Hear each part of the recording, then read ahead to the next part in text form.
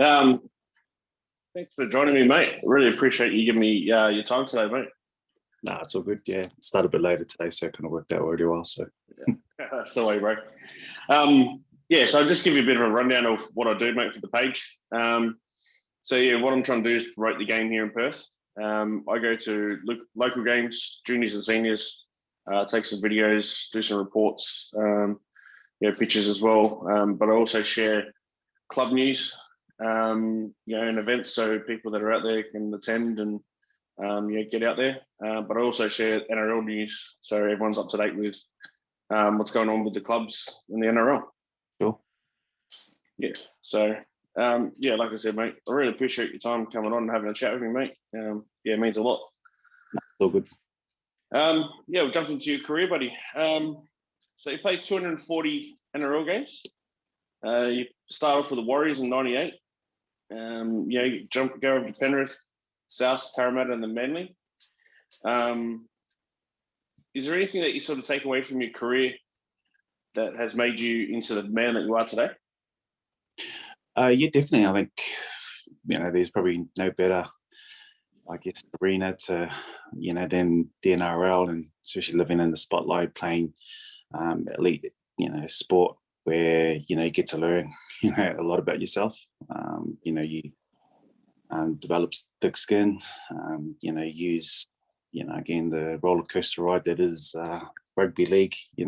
It's it's a great space to learn about yourself. So for me, my career is probably a reflection of that.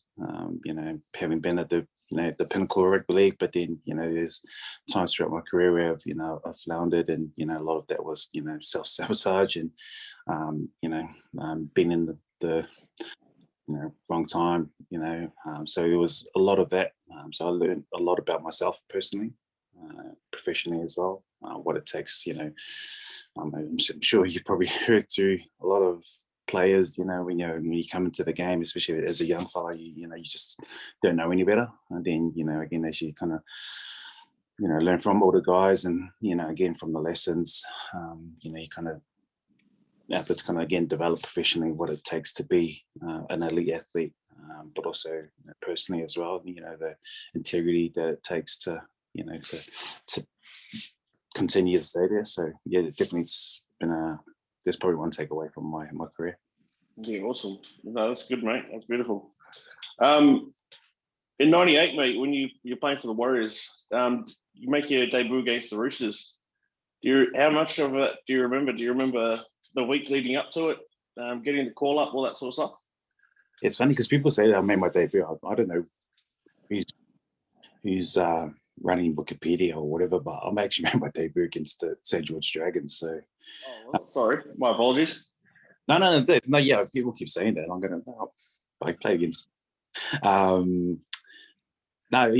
guess leading into it, obviously was a pretty massive week. Again, it was a bit of a blur. Like I still can't even remember, right up into the game. But I just remember getting called into the office, and the guy at the time said I was gonna, Matthew Ridge, who was the fullback at the time, he was injured, so they asked me to cover his position. People don't realise that I've been playing centre that whole for reserve grade. So so to be asked to go play fullback, I was going, man, I was pumped, but at the same time I was going, is he another position? So it was a time that I was extremely excited. Again, for me, looking back, I'm sure like every other player, you think about all the sacrifices and hard work that it took to get to that position. And that was definitely something that was definitely a highlight of my Yeah, that's awesome, man. Yeah, like I said, I apologize. I thought it was the Roosters, but yeah. So 2000, you get to play for Samoa. You only play a couple of games for them, but I know you were born in New Zealand, but obviously in Samoan heritage, mate. How is it to represent your heritage? Yeah, it was awesome. Like I actually in 96, or I think it would have been 97, they had the World Nines tournament in Townsville. So that was probably my first taste of rep football for playing for tour. So again, having that taste, and as you mentioned, being obviously born and raised in New Zealand, but you think about your parents, when it comes to that tour jersey, I guess whatever heritage that you represent, they're pulled towards, I guess, where your parents are from, and it's a really strong feeling. And that was a real highlight to represent tour, especially at a World Cup. I remember what game was. I think we were playing Scotland or something, and we were on the bus going to the game, and then they put the Samoa national anthem on the bus, and man, it just pumped you up, looking across the guys, with tears in their eyes, so that feeling of representing your country or heritage is something that's again, speak to any other player that's represented there. It's a really wonderful feeling. Oh, that's awesome. That's awesome, man. And then 2003 to 2004, mate, you played for a couple of games for New Zealand. You just represented your heritage, and now you're going to represent the country that you're born in, mate. How was that feeling for you as well? Yeah, it was, again, the honour to don the silver fern and get to play for the Kiwis. For me, again, any jersey that I was able to put on, I always looked at the journey that got me there, and I to reflect back, and I'm just a kid from South Auckland. Never thought that I'll be able to rep my not only my country heritage, but my country that I was born in. So it was a really awesome thing, and to again be involved with players that I admired and played with and against. Just made it that more extra special. Yeah, nice. You mentioned that you're from the South Auckland, mate. Whereabouts in Auckland are you? Out in Rewa, Manudoa. So grew up with South Auckland. So shout out to Men's Bakery in Clendon. No, my missus got some family. They're from there. They she grew up in Papakura, so. Oh, yeah. Pap. So she got some family out there still. So when you were a kid, mate, was there anyone that you sort of looked up to, idolized, a mentor in a sense, and what about them, made them that figure for you? I guess personally for me, like my brother-in-law, he was like a real instrumental in, I grew up with 5 sisters. I'm the only boy, so I didn't really, other than my dad, I didn't really have any other male role models. But when my sister brought him her life into my life as well, it's just he was really, just was a great example. He played rugby at the time, so he took me everywhere, and he used to work a night shift, and then he'll train after the night shift. When I'm, so I was waiting in the car, him doing laps. I'm just going, man, but just the drive that he had to, hone his craft in rugby, but also to be fit and have the discipline and the commitment to train. It just really inspired me. And then, obviously, I tried to use that, and throughout, I guess, as a young fella coming through rugby league. So he was definitely my brother. So he was a real instrumental part of my life at the time. But also, I idolized guys like Bradley Clyde from the Raiders. That Raiders team around the 90s. That's when I was at school, and your Brett Mullins, and and then and I'm a Raiders fan, so and that's probably one of the reasons why I Raiders fan. But then when Rubes went there, and that just sealed the deal for me, and then to have someone like Rubes, he probably at the time was probably one of our superstars of the game, and and so just seeing him, and then obviously when the Warriors came through. Yep. Lost you there. There we go. Yeah, then when the Warriors came in, and then having, you know, those guys as a junior at the Warriors, you know, you get Dennis Betts and you know Stephen Kearney's, and you know, like, you know, those guys. I was like, funny enough, talking with Mark Cordell the other day, yesterday, because he's with Penrith. So, you know, he, you know, we were just having laughs about when he came to the club, you know. So for me, having like him around, and you know, those guys that playing in the NRL at the time was, and you see them on TV, and then you know they're your, you know, they're part of the club. Was, yeah, it was. Yeah, definitely. Yeah, so I had lots of really good role models growing up, and yeah, they really inspired me, and things that I really want to continue on, I guess, as I, you know, started making grade. Yeah, that's cool. How important was it for you as a player being in the NRL in that top grade to be that role model for young kids, especially the Polynesians, you know, coming through? How much of it, you know, how much pride did you take in being that sort of person? Yeah, I definitely took it seriously, because I, you know, I always knew the platform that I was given always came with, you know, a responsibility. Probably again early on in my career, I probably didn't appreciate it, and you know, again, as you get older, you know, you live a little, you fail a lot, you know, you kind of understand, you know, and I guess one of these things I was just talking to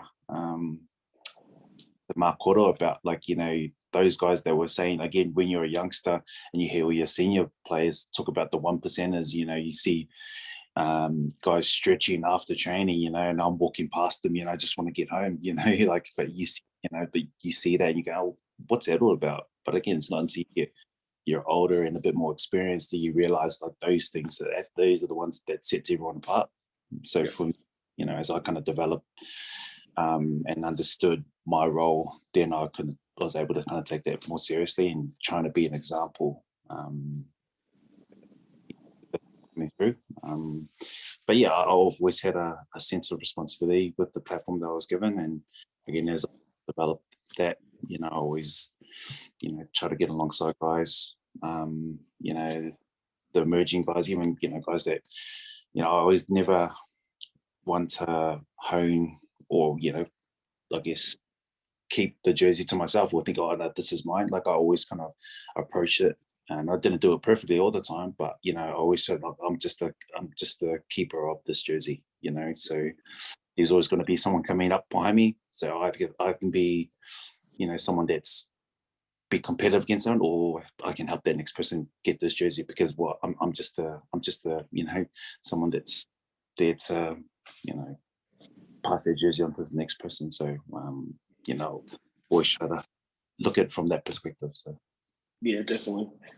Was there anyone that sort of reached out to you during your career to that wanted you to take them under your wing?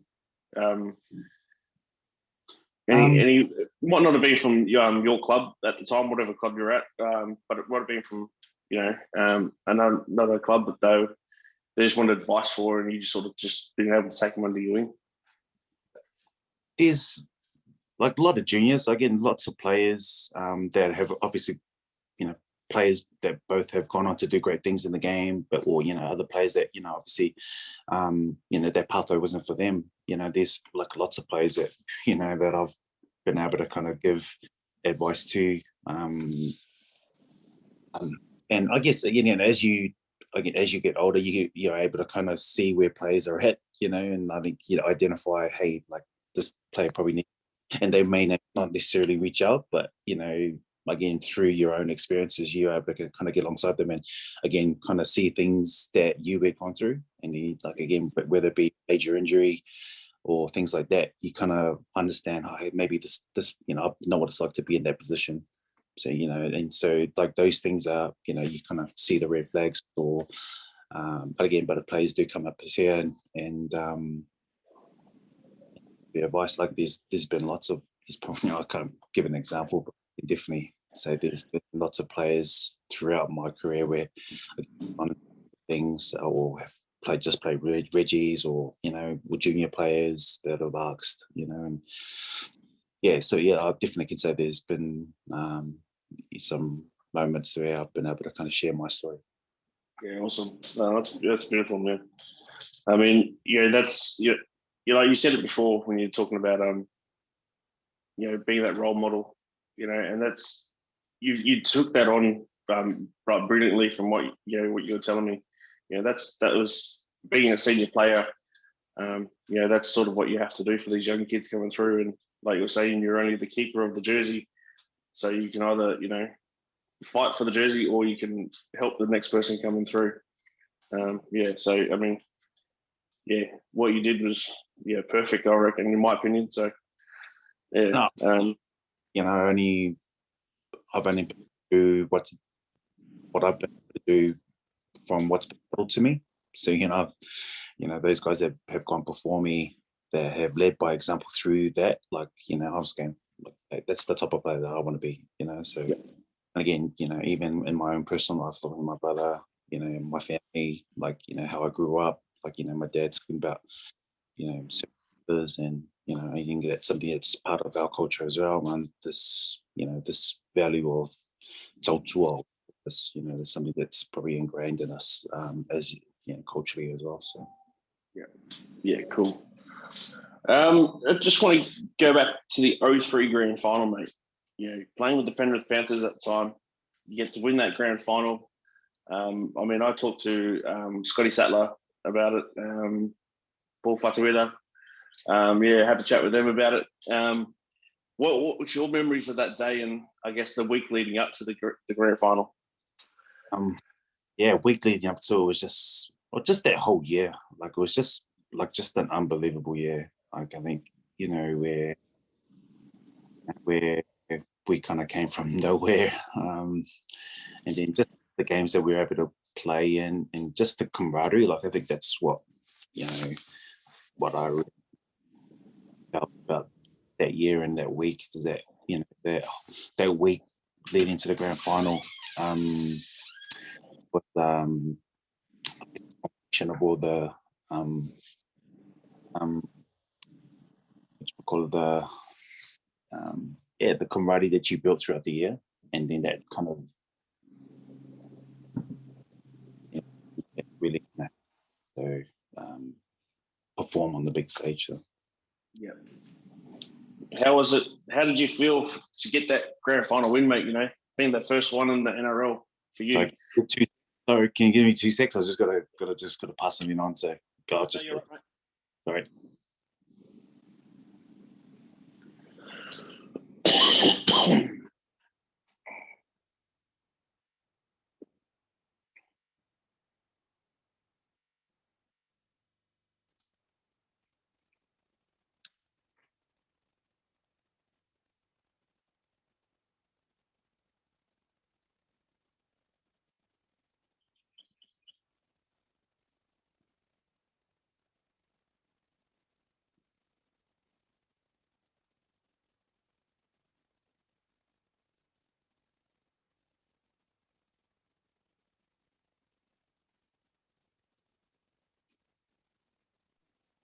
Sorry, Ledge.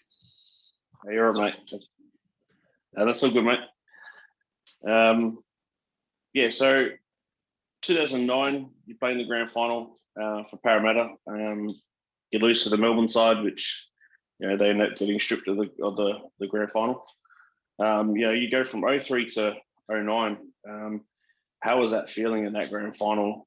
You've gone from the top, winning the grand final to losing that grand final. How was the big difference in it?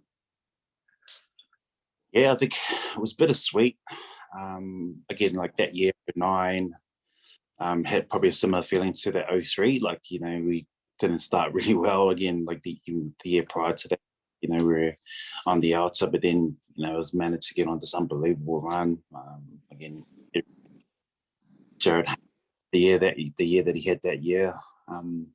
But it was bittersweet in the sense where, no one goes into a game wanting to, lose a grand final. But I guess I was sad because, again, Nathan Kalis and Ian Hindmarsh and Luke Burrett, like those guys had, lost one in 2001, the year that they had. So, if you think I want the club to be successful for them, obviously the case. And, but yeah, it was just a really, it was, like I said, the games leading into that, like no one gave us a chance. No one. So to be in that game against Melbourne Storm, like, definitely was something that a highlight for the community. And I think, those who are Parramatta fans, like, next to Penrith, Parramatta support, there's, again, they're really following there. So, yeah. And then you go the next year, go to Manly, and you win a grand final with them, mate. So you go from high to low to high again. Did the second grand final mean as much or more to you? The second grand final win? Yeah. The way I see it, like I was 30, 33, 34 at the time, 33. So like, when I was with Penrith, it was like 10 years, had like gap between years. So I was just a different person then, and kind of appreciate it more. Like I think when you're younger, you just kind of, it's just the blur. And so from having that experience, and especially in 09, like, you try to appreciate the moment and not get too carried away. And obviously when you're a bit older, you're a bit more, I guess, what's the word, preserved, being able to, you just, I was just a totally different person, my approach to the game, a bit more level-headed. But again, still extremely grateful to be in that position. So, but yeah, all the experiences were different. Like, but again, I always look at it from being personally the person that I was, and but the moment itself was, again, to win and to do it with, again, guys at Man, they're absolute legends, and like your Jamie Lyons, your Steve Matai, like those guys, like Kieran Foran, DCE, who was just a rookie at the time, like like it was just an unbelievable team, and to have this was was awesome. Oh, that's awesome, bro. And you get to play. You played an 03 grand final with Shaden Rodney, and then you played the 2010 one with him as well. Yeah, that's a pretty cool feat for both of you to be there. Yeah, no, I was really happy for Shano too, because like he was injured, I think the year before. He's really just struggled with injury a bit, and so to have him come back, I forgot what round he came back in, and then to be able to do that together with him, it's kind of like a full circle for us, because again, like, it's like a couple of years apart where we played together. Again, we're two different people as well from what we were at Penrith, so that was awesome. That's cool, man. Is there a low point in your life, maybe mentally, that you've gone through? It could have been like a depression or something like that. Not just to do with footy, but in life. And how did you get out of it? If you don't know, I work in the wellbeing space at the Panthers. Prior to that, I was at West Tigers, and again, one of the main reasons why I took on the role was because I get my own experiences. For a lot of people, that if they see my profile picture, it's just me with this massive smile. I think that's the perception that people have of me, and and that's who I am at the core. Like, I'm a really positive type of person. Went through a period, a couple of years actually, where, and again, this is, people are, for people that know me, because I was just, they don't know, because again, I just put up this mask. But between I had this before going to Parramatta, I had I guess a contractual dispute with them. Things kind of got ugly. Again, I'm a very private person, but when all that is being played out in the media, then the public have their say about you, and I guess the backlash on that, really took its toll on me. And one of the reasons why I left South at the time. And for me, I probably, again, the part of me where, hey, like, the positive part of me, hey, it's all good, look on the brighter side of life, that part of me, which is kind of my default. But I just think, things kind of spiraled pretty quickly because, obviously, having a contractual dispute, money plays a big part in that. So for that side of things, that kind of spiraled as well. And then just not knowing where I was going, and again, listening to different people and all the negative things that were floating around at the time about me, really kind of really impacted, I guess, my psychological and mental state at the time. But again, for me, I'm a type of person that just keeps things to myself, stay positive. Hey, it's going to be okay. But there's a between, again, the times that I was from Para right to where probably 2000, after the grand final, I went through some really, really depression. Yeah. And again, people would have noticed that when I was around the club at the time, because it was with me in the basket. But yeah, there was some really tough times, and the hardest thing about it, because again, the perception that I wanted to portray to my teammates and to the club and to the fans and to our sponsors, hey, that everything's cool. Like I'm still Joe, a happy person, but the ones that paid the price of it was my family. So at home, I was just a totally different person. Like I was just withdrawn. Just didn't talk. My wife was, she just didn't know who this person was. But again, that's, and then again, a lot of that is my own fault. Trying to take, fix things myself, and I had a lot of, I guess, underlying issues as well that I hadn't dealt with as well, and those are things kind of magnified when you're going through that. For anyone's listening, I lost my mum when I was 7 years old, and that kind of, and again, looking back at it, having seen, been there once I started dealing with things, and then realize like all those things, as you grow up, that kind of followed me right up into my adulthood. It was like a shadow, just not dealing with that, suppressing it, and I didn't think it was a big deal until, again, seeing a clinician and talking things through, didn't realize it was actually a really big part of, again, the shadow that was always lurking behind the doors and things that I kept going, no, it's all sweet, it's all sweet.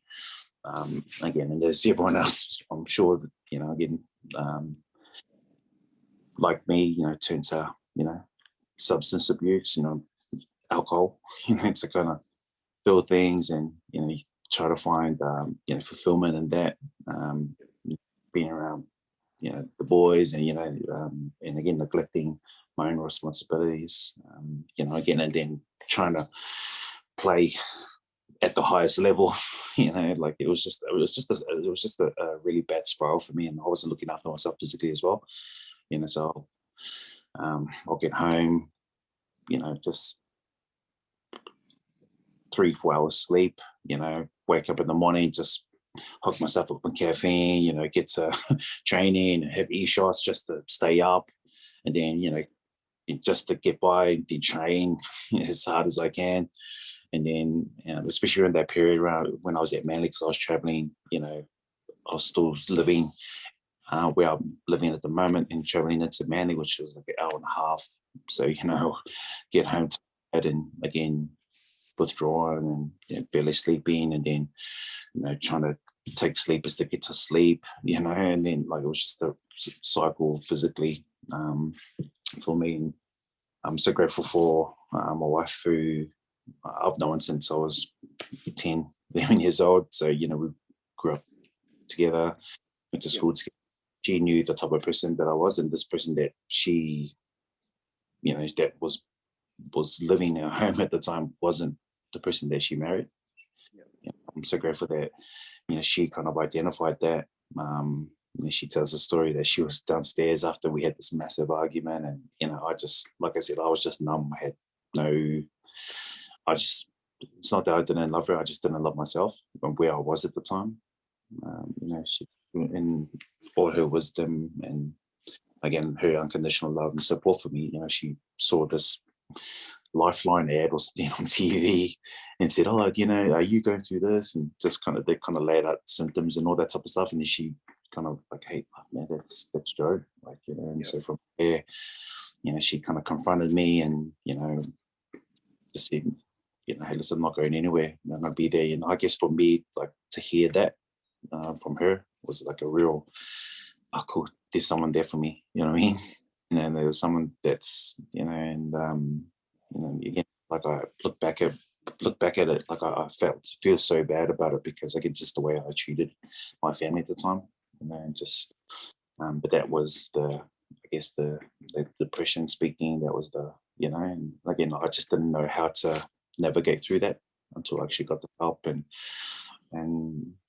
I guess the sad thing about it was that like my recovery was really, really quick. And I'm sad in the sense where, man, if I just talk to someone, well, man enough to open up to, sorry, I can say, I wasted so many years, really, where if I just, just was able to open up. But again, I only knew what I knew at the time. But so that was a really tough period for me during my career. So. Yeah, great. Yeah, I mean, you speak about the loss of your mother when you were young. I went through a similar thing. I lost my mum when I was 9. Sorry, it's a sucky thing to go through. To anyone that has lost a parent when they were young, it's hard to deal with. Yeah. And then when you have kids of your own, it makes it even harder. That's right. Yeah.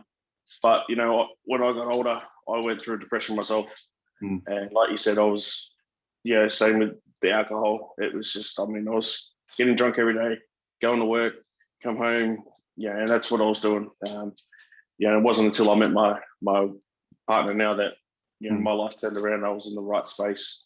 I did go get medication as well, and but I found after I wasn't on the medication for long, but being around the right people, it got me out of it.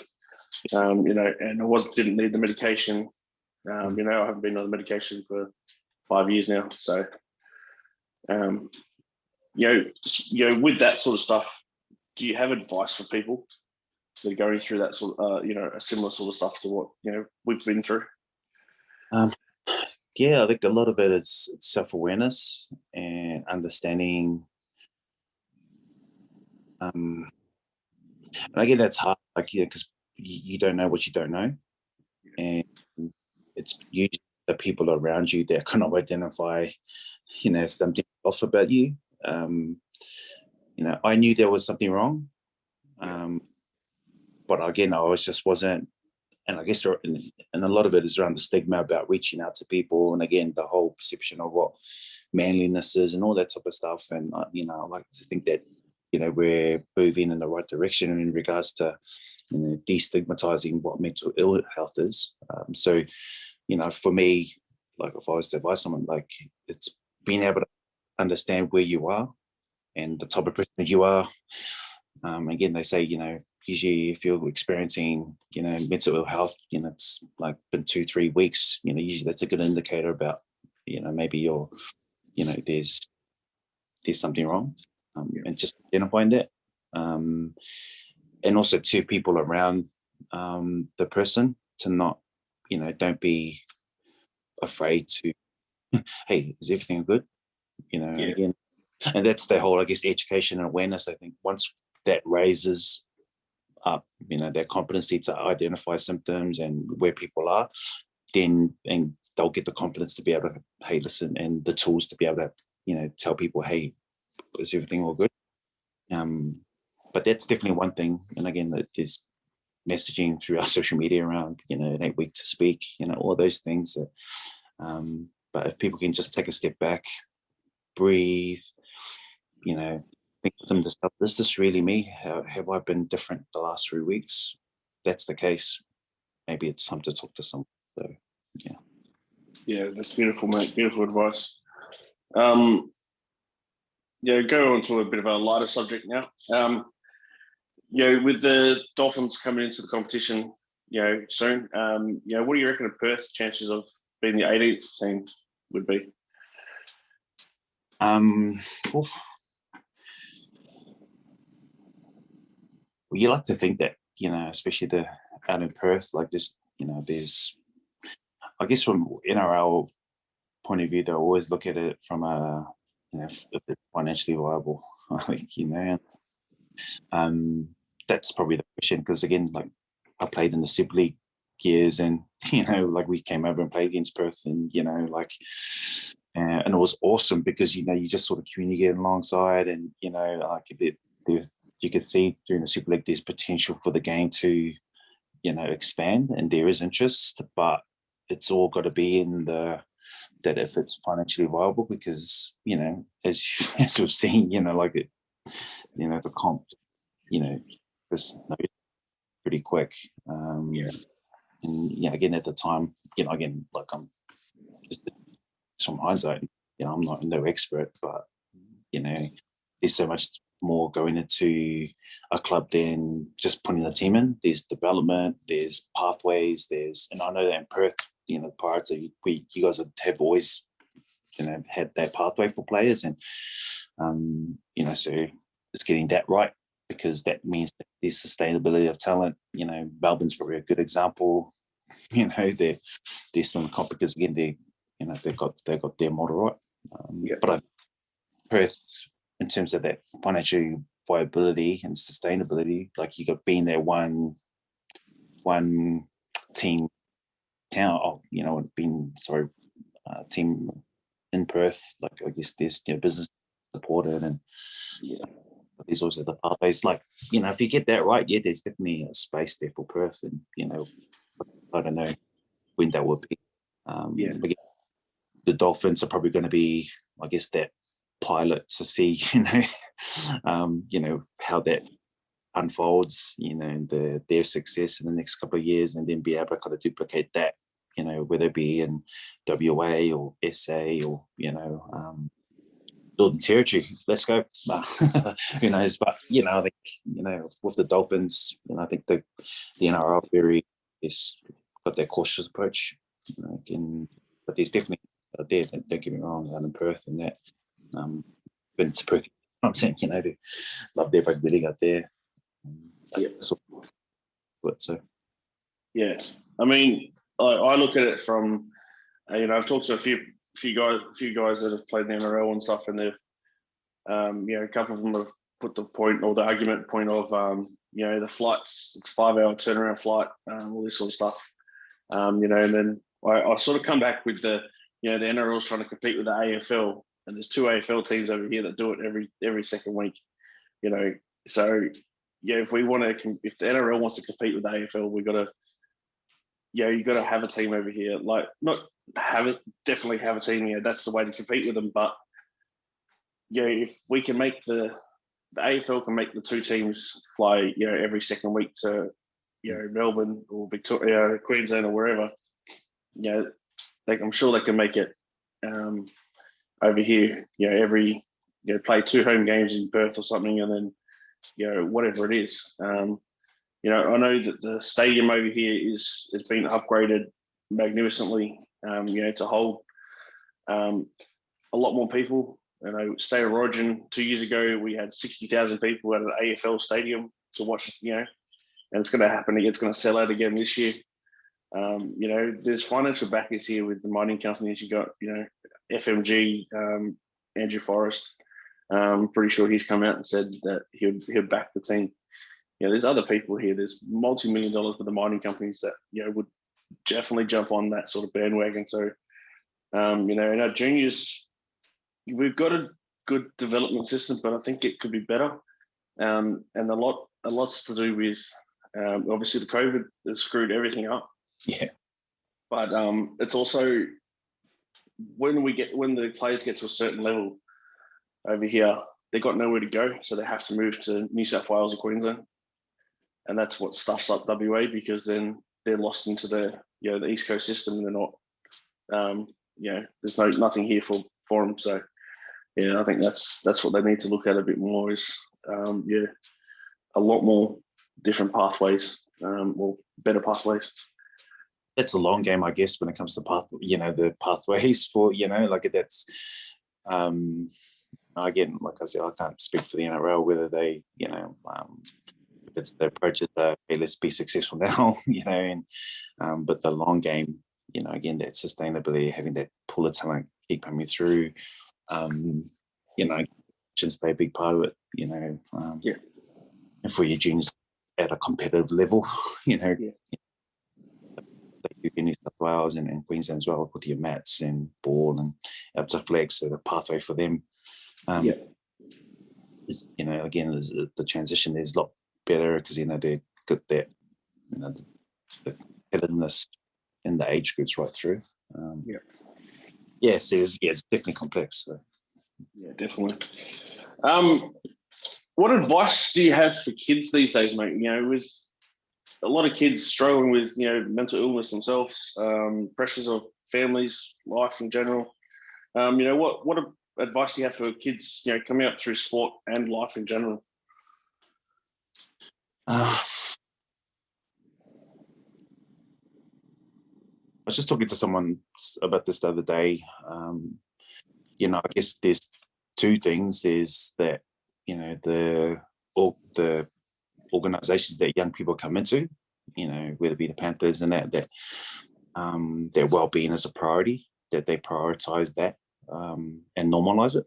And, so when they come into the system that, hey, if you're feeling a certain way, hey, let's talk about it. There's people, there's resources, there's support here. So there's that. But there's also obviously onus on the individual to, again, from a mental ill health, like to identify. And again, for young people, it's difficult, again, the stigmas that are around, again, the pressures of actually trying to make, grade where, they'll hide an injury, or, they'll hide their problem because, it impacts, them getting selected in the team, or, they don't want to look like, they're carrying extra baggage, so they can stay at the club. So there's those things, and but to say to the young person, hey, it's okay. Like, clubs are there to, help you, if you are going through things. And look at the whole reason why I'm working at Pathways at Penrith is, and again, was talking to one of the staff, is that if we can model that, if we can normalize that, then it just means that, I guess the return on investment of approaching it that way for players, or about players, is that you'll get a better product of, and again, it's not product's probably not the best word, but you'll get the best version of the best player on the field if we can help the individual, and there's not all young people, I mean, there's a lot, but it's those kids that do struggle, that again, through anxiety for whatever reasons, have difficulties at home, and that's, and again, it's another issue altogether in regards to their home life, and helping parents, and where's the line in regards to the clubs, helping at that level, but I think there's two things, again, from just my own experience of working in this space, is the club that normalizes and creates an environment for young people to feel safe, to be able to talk about stuff, but also for, once the players know that, then it's up to them to go, hey, listen, cool, these guys have got my best interests at heart, maybe I need some help, talking to a player today, and they know that I'm there for the right reasons, or in all confidentiality, not there to, got nothing to do with performance. And I think that's probably a good thing, another thing to point out with young people, and again, with the organization, that when it comes to well-being, it's got nothing to do with performance. Because I think, once you start talking about, hit ups and, stuff, they'll switch off straight away, because then they go, oh, if I talk about how I feel, it's going to get to the coach, coach going to wonder why, so, so it's finding the balance between that. So, hope that all makes sense. So. No, it does, mate. It's beautiful advice. Last thing before I go, mate. Have you got any business interests or anything like that you want to sort of promote yourself, or is there? I know you're just talking about you're working with Penrith at the moment. Just with the wellbeing stuff. But just thought if there's anything you wanted to plug out there, just plug. Yeah. Well, personally, my own stuff, or for yourself. Yeah, is there anything that have you got a coffee shop or a gym, or no, like that? Nah. Yeah, I'm not a God didn't bless those types of skills, but no, you don't really. With anything, man, I'll just plug all the wellbeing staff at clubs. Again, having worked in the space for a year and a bit, I'd see all the hard work that they do, and that we are a resource. Depending what club that you're at, and how they utilize that. Again, how much they prioritize well-being, but I know there are a lot of our well-being staff out there that that do some really great work, and I just love to plug them and honor them while I'm with if they get to hear this and that. So yeah, that's the way, mate. Like you said, mate, that's all I got for you. Thank you so much for coming on and having a chat with me, mate. I really appreciate you giving me your time.